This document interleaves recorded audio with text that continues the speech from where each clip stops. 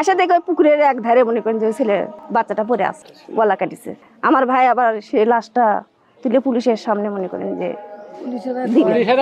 আগে কিন্তু আমরা জানতে পারলাম যে পুলিশ কিন্তু কয়েকজনকে গ্রেফতার করছে, তাদের চিনেন কিনা এবং তাদের নামটা কি? চিনি, আমার বাড়ির পাশে তো চাচাতো ভাই হয়। আচ্ছা, তাদের নাম জানেন? নাম হচ্ছে দুলাল, আর বইয়ের নাম বইন কি তা জানি না, নিপা। আমরা জানি না যে বিয়ে করছে, মানে এর আগে সারারি হয়ে গেছে তো আমরা জানি না, এখানে আসতে শুনতে পারছি যে বিয়ে করছে। এই ঘটনায় আপনারা এলাকাবাসী হিসেবে কি চান? আমরা এখন ন্যায্য বিচার চাই, কি বলবো, এমন ঘটনা যাতে আর দুর্বার না ঘটে। হ্যাঁ হ্যাঁ।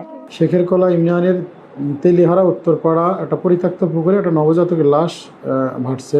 সংবাদ পাওয়ার পরে আমি আমার মোবাইল টিমকে তাৎক্ষণিক ঘটনাস্থলকে যাওয়ার জন্য বলি।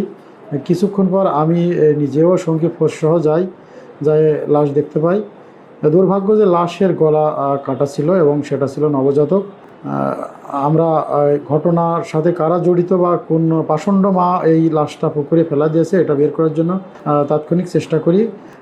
এক পর্যায়ে আমরা শনাক্ত করতে সক্ষম হই যে পাষণ্ড মা নিপা এই লাশটা ভূমিষ্ঠ হওয়ার পরে গলা কেটে পরিত্যক্ত পুকুরে ফেলাই দিয়েছে এবং তার বিয়ে হয়েছে তেলহারা গ্রামে দুলারের সাথে রমজানের মধ্যে।